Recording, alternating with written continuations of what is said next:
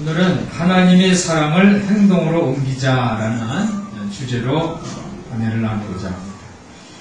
우리가 사랑을 하면 마음과 우리 느낌의 표현이라는 그 감정으로 해석을 하지요.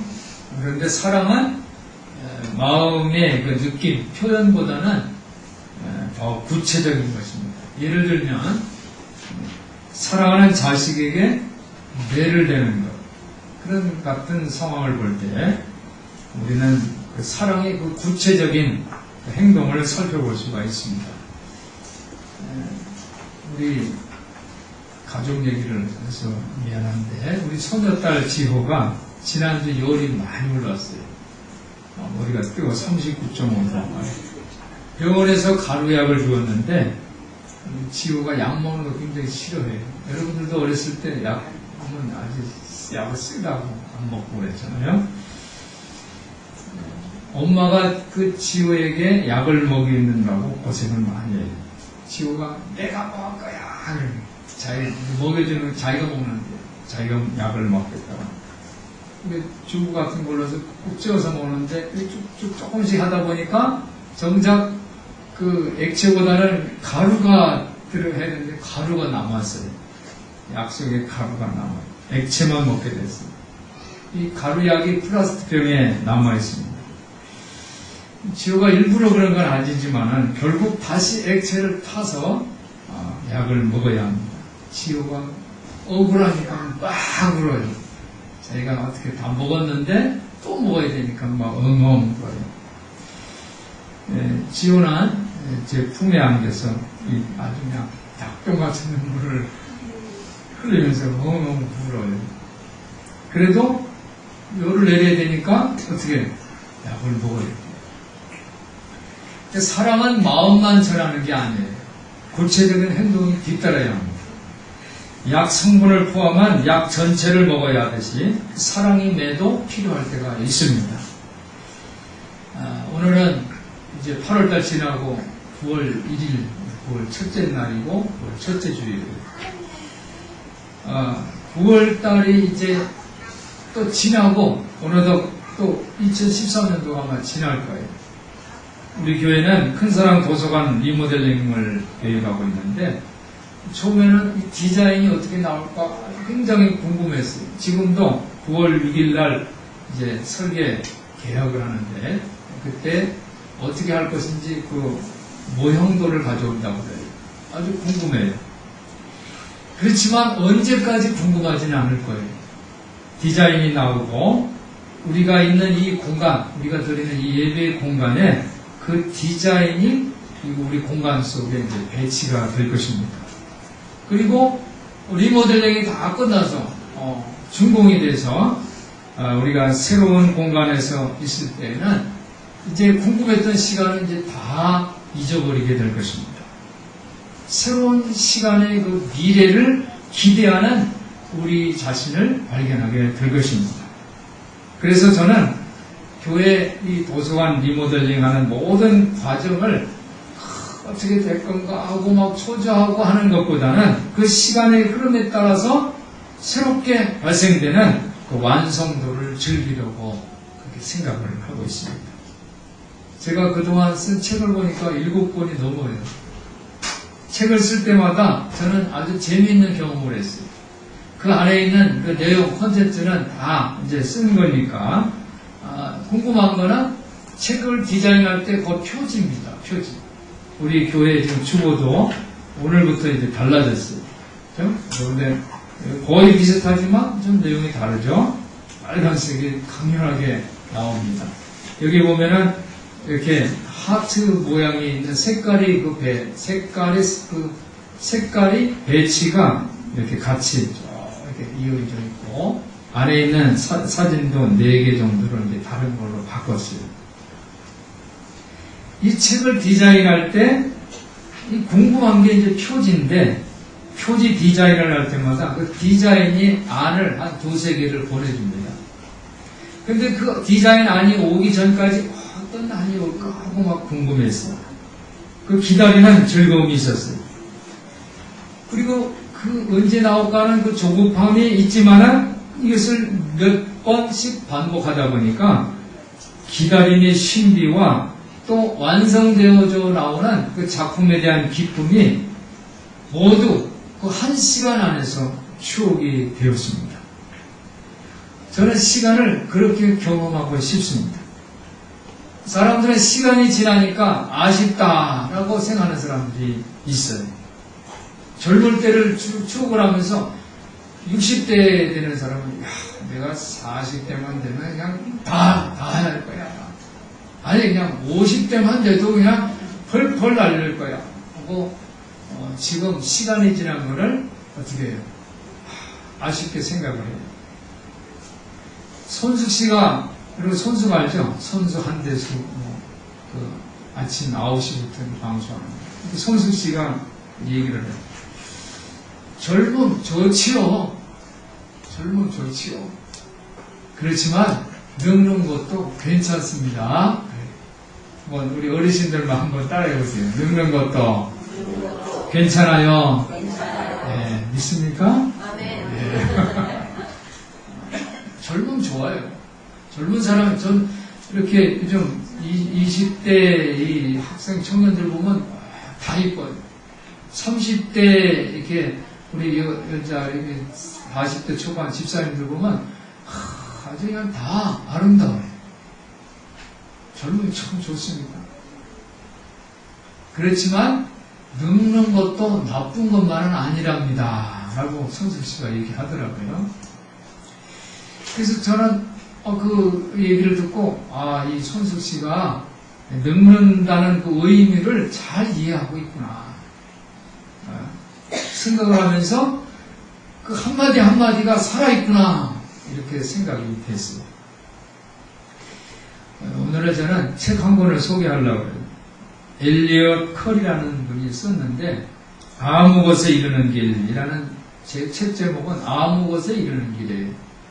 한번 따라해 볼까요? 아무 곳에 이르는 길. 이 책의 의미가 좀 그렇죠? 뚜렷하지가 않아요. 목적을 딱 정해서 제시를 해야 되는데 아무 곳에 이르는 길이에요. 이 내용, 이 책 제목처럼 이 내용은 부모들이 자식들을 키울 때 겪는 4가지 문제점입니다. 이렇게 해서는 안 된다라는 것을 이렇게 해서는 아무렇게나 자라는 자녀들이 된다. 이런 것을 강조하기 위해서 책 제목을 그렇게 했어요. 4가지가 뭐냐면 이제 책임 전도에 또 불확실한 가치, 또 일탈에 대한 불관용, 또 처벌적인 반응, 이런 종류들이에요. 그래서 저는 이 4가지를 살펴보면서 우리가 이렇게 아무렇게나 자식을 키우다가는 이 자식들이 10대, 20대까지, 아주 심지어 30대까지 인생을 아주 위축한 채로 아무렇게나 살아가는 그런 자녀들을 만든다는 그러한 여러분이 그런 깨달음을 얻으시고 오늘 도전받는 시간 되시기를 예수님의 이름으로 부탁을 드립니다. 첫 번째, 부모들이 아이들을 책임있게 전도해야 돼요. 책임있게. 부모들이 어떤 부모는 그래요. 내가 낫지 내 마음대로 할 수 있어? 이 종교도 자식들이 자기 의지에 따라서 하는 거지. 내가 교회 가라고 해서 가고 그래? 나는 강요하지 않아. 그냥 프리해. 자유야. 이렇게 하다가는 자식을 아무렇게나 위험한 상태로 키워낼 위험이 있습니다. 이렇게 부모들이 안일하게 자식들을 이렇게 취급을 하면 이 아이들은 이 세상이 얼마나 위험해요. 그 위험한 이 세상에 심각하게 노출될 수밖에 없습니다. 여러분들 야구 좋아하시죠? 그죠? 야구 보면 야구에 선수들이 있고 선수들을 잘 관리하는 사람을 뭐라 그래요? 감독, 코치다, 감독. 선수들이 야구장에서 야구를 하는데 감독이 그래, 얘들 어때? 실력 다 발휘해봐. 그래서 팔짱 탁 끼고 쳐다만 봐요? 아니죠? 코도 만지고 귀도 만지고 이러고 그러잖아요. 그렇죠? 저는 지금 이게 하는 게 뭔 내용인지 몰라요. 그냥 텔레비에서 본 대로 한번 해봤어요. 그런데 선수는 그것을 봅니다. 감독이 하는 것을 다 지시를 보고서 그걸 따라서. 감독이 없으면 선수가 자기 실력을 발휘할 수가 없어요. 전체 그 성적을 낼 수가 없어요. 감독이 필요합니다. 한번 따라해보세요. 감독이 필요하다. 감독이 필요합니다. 부모들은요, 아이들이 감독이 돼요. 그냥 내버려두고, 너희들, 너 멋대로, 한번 너 생각대로, 너 하고 싶은 대로 해봐. 이러다가는 자식을 어떻게 버리는 거예요. 왜냐하면 이 자녀들은 이 어린 시절부터, 그죠? 여러 가지 어려운 그 위험에 노출되는 거예요. 그래서 부모들이 있다, 자녀들이 부모들이 있다는 것은 감독이 주는 혜택을 누리는 거예요. 감독이 주는 혜택을 누리는 거예요. 만약에 부모가 내가 있으면 우리 아이는 똑똑해서 알아서 다 잘해. 이렇게 되보면 부모가 필요 없죠. 그러면 아이들은 그냥 혼자 부모 없는 고아들처럼 소녀 과장들처럼 이렇게 사는 거예요. 부모가 있다면 감독의 역할을 감당하는 거예요.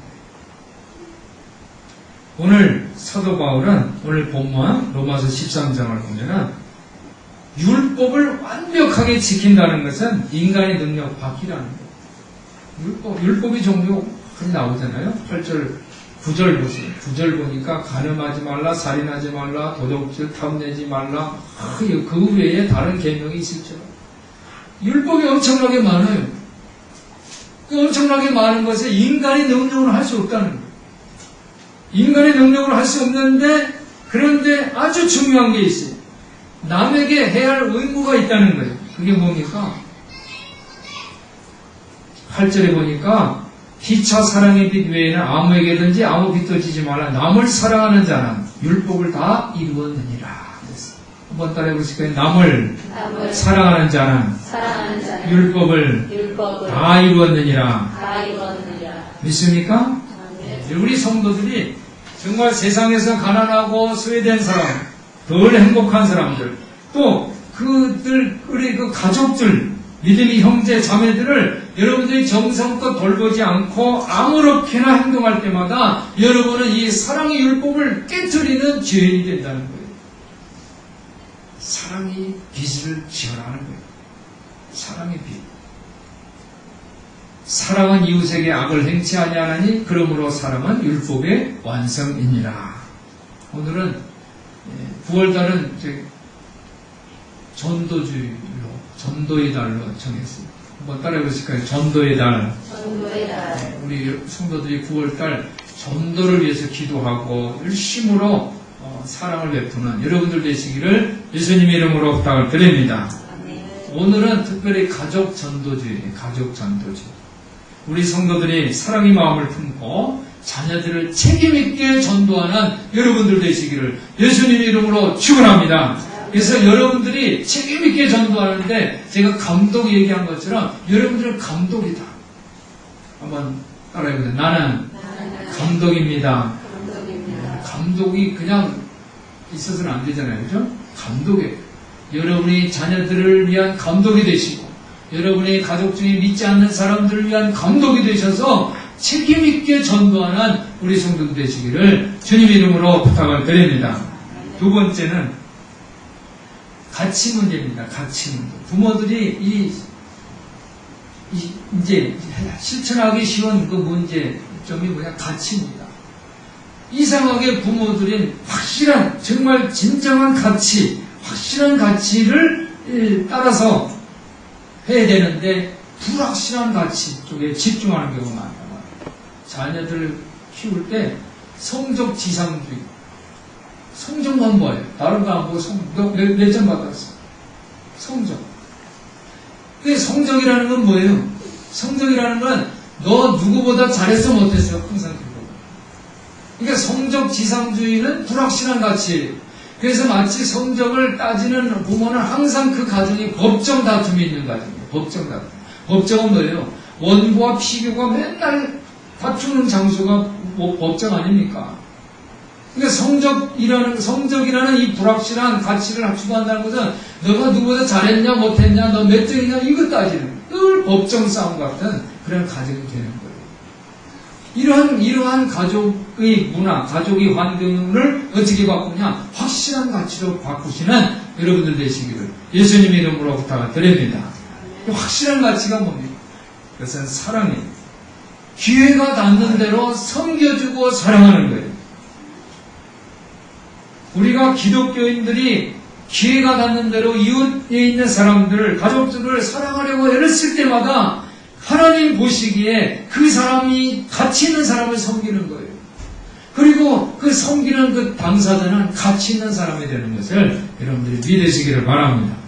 세 번째로는 일탈, 실수에 대해서 부모들이 용납을 하지를 않아요.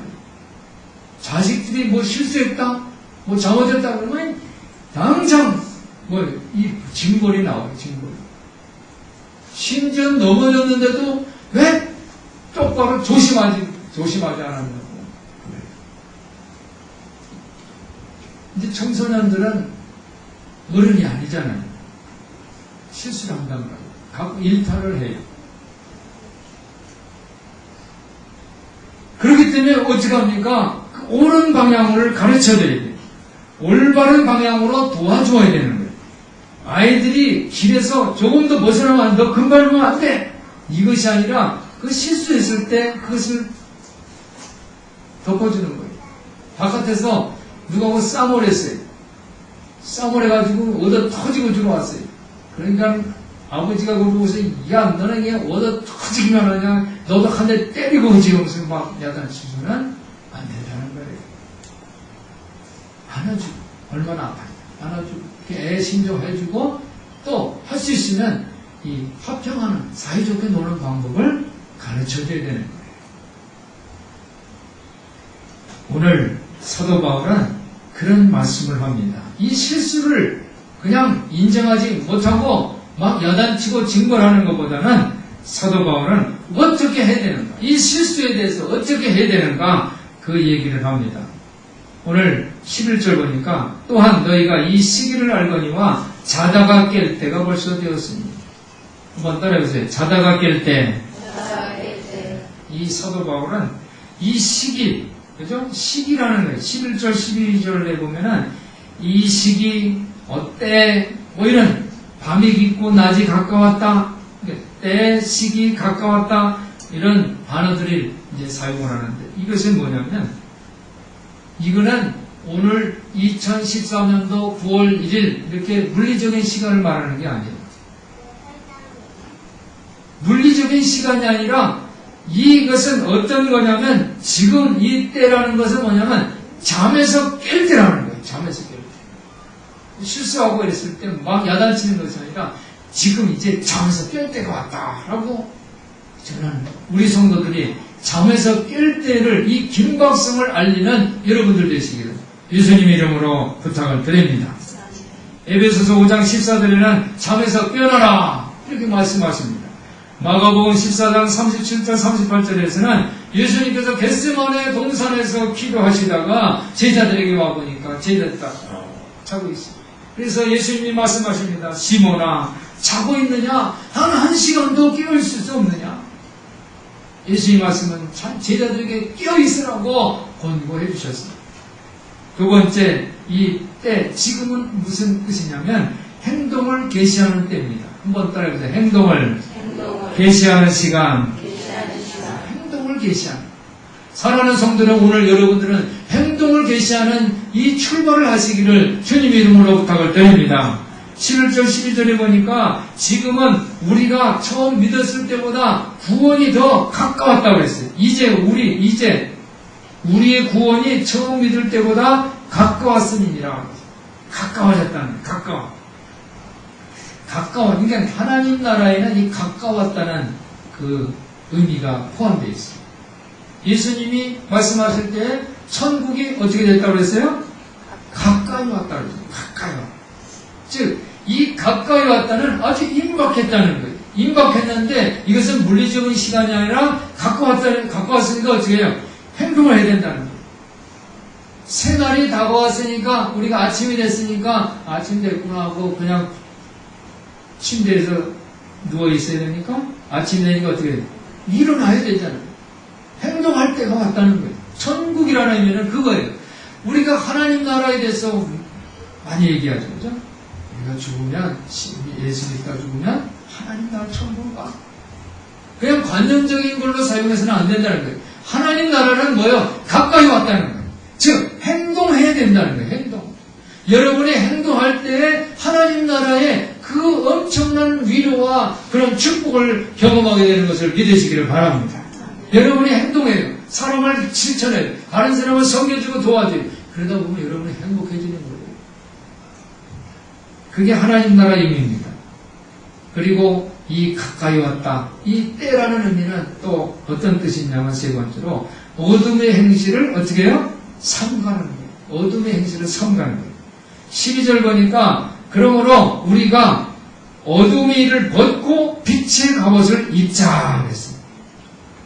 이 구체적인 그 해로운 행동에 대해서 쭉 이제 13절 기록을 하고 있습니다. 세 가지 짝을 만들었습니다. 아주 구체적으로 해로운 행실들에 대해서 얘기를 했는데 뭐냐면 방탕과 술 취하는 것, 아주 진탕 먹고 마시고 술 취하는 이런 것은 흥청대고 술 먹고 떠들고 또 무절제하게 파티하고 사는 모습, 이것을 어떻게 해요? 벗어버린다. 벗어버린다. 그리고 두 번째는 뭐예요? 음란과 호색이에요. 문란한 이 성의 문제, 사회적으로 용납될 수 없는 것을 어떻게 합니까? 벗어버리라는 거예요. 벗어버리죠.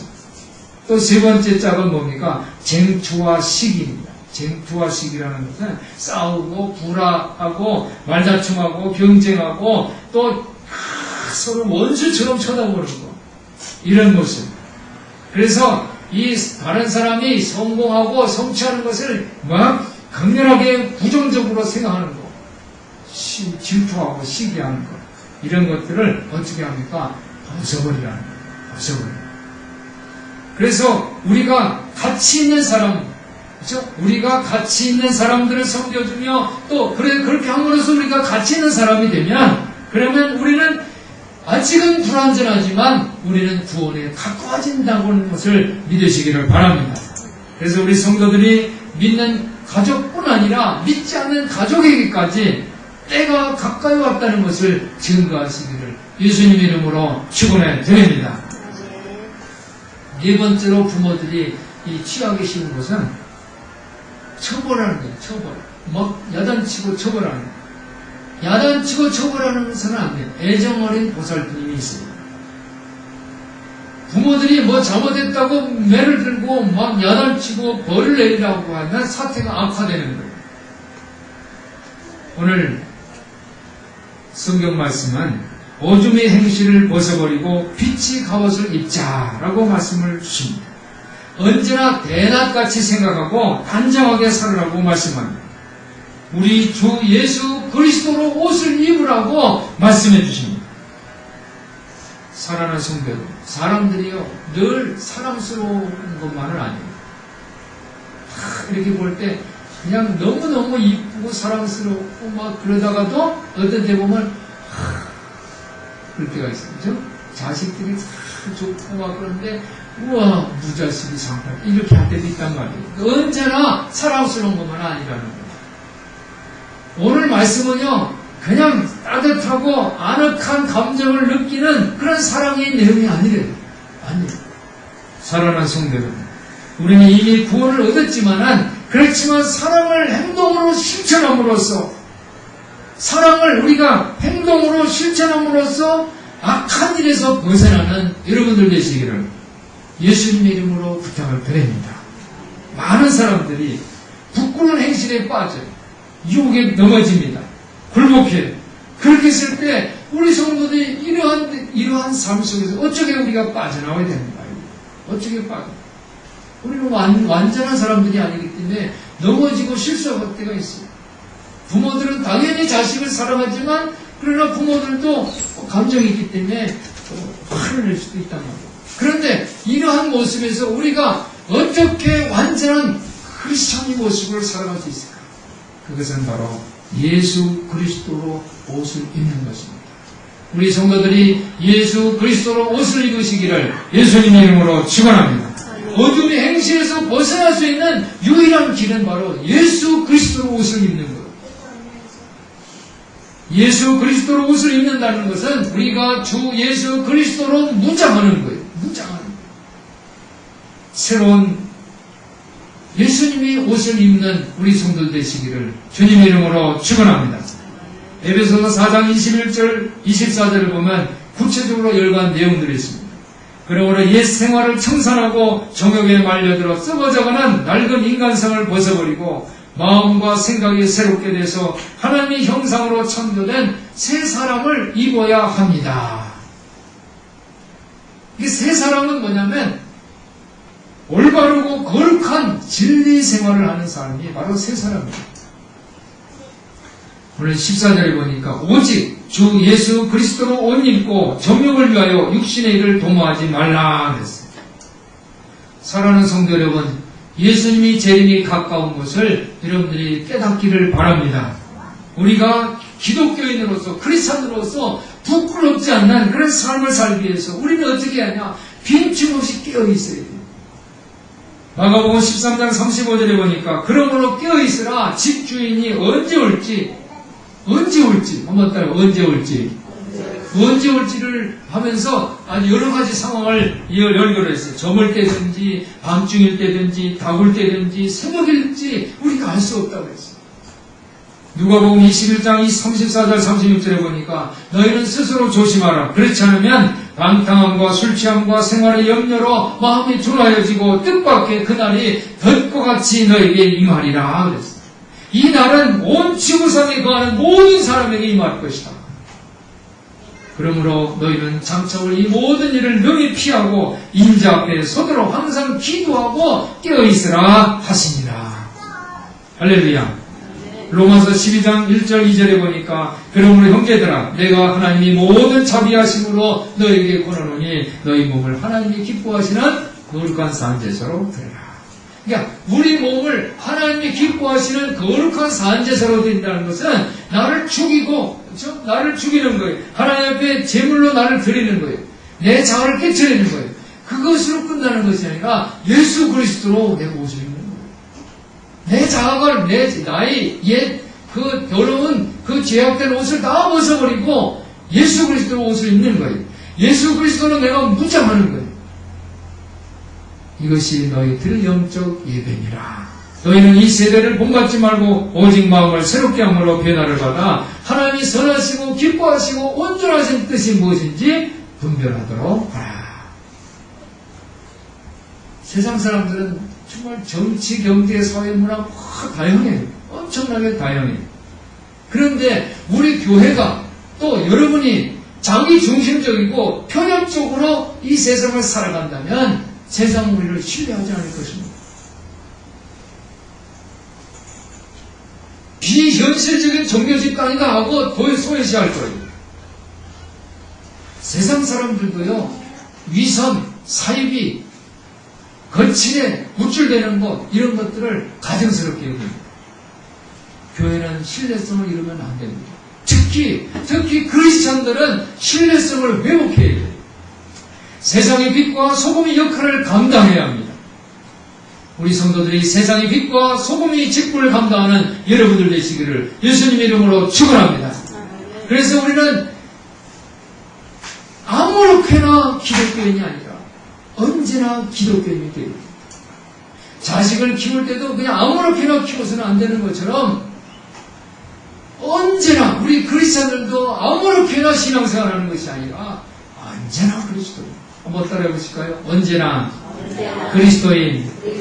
여러분이 언제나 그리스도인 되시기를 예수님 이름으로 축원합니다. 아무렇게나 그리스도인들은 뭐냐면 다른 사람에게도 무관심해요. 남은 복받고 그런데 종교적으로는 아주 엄격해요. 세상의 변화를 위해서 내가 할 일이 없어. 내가 할 일은 없고 그냥 그렇게 일하는 그 특별한 사람들만 하는 거예요. 인생살이에 지쳐서 잠을 설치는 사람, 그냥 기도할 때도 기도 안 하고 잠만 자고 심지어 교회에 나와서도 설교 말씀 듣는 것이 아니라 또 영적으로 무기력합니다. 그러나 언제나 기독교인은 사랑할 기회를 찾는 거예요. 늘 나는 감독이에요. 선수가 나갔는데 저 선수를 통해서 내가 점수를 하기 위해서는 계속 코치하고 지도하는 거예요. 살아가는 일에 최선을 다하고 기회가 있을 때마다 세상에 변화를 일으킬 수 있도록 생각을 하는 거예요. 세상에 대한 비전을 갖고 있습니다. 우리 큰사랑교회는 아이들을 사랑하고 어른을 섬기고 또 지역사회와 함께하는 교회를 만들기 위해서 큰사랑 행복한 실버라이브 도서관 사역을 하는 거예요. 이건 뭐예요? 항상 부지런히 사랑할 기회를 찾는 모습인 줄 믿습니다. 예수 그리스도로 옷 입고 영적으로 늘 생기가 넘치는 모습이 바로 언제나 그리스도인인 것을 여러분들이 기억하시기를 바랍니다. 우리 성도들이 언제나 그리스도인들이 되어서 가족들을 주께로 인도하고 구원받는 놀라운 은혜를 체험하시기를 예수 그리스도 이름으로 축원합니다. 기도하겠습니다. 사랑이 풍성하신 하나님 아버지, 우리 성도들이 예수 그리스도로 옷을 입음으로 하나님의 사랑을 행동으로 실천하는 우리 성도들 다 되게 하여 주시옵소서. 언제나 그리스도인 되어서 하나님의 때의 긴박성을 증거하고 가족들을 주께로 인도하는 놀라운 일들이 일어날 수 있도록 도와주시옵소서. 우리 주 예수 그리스도 이름으로 기도하옵나이다. 아멘.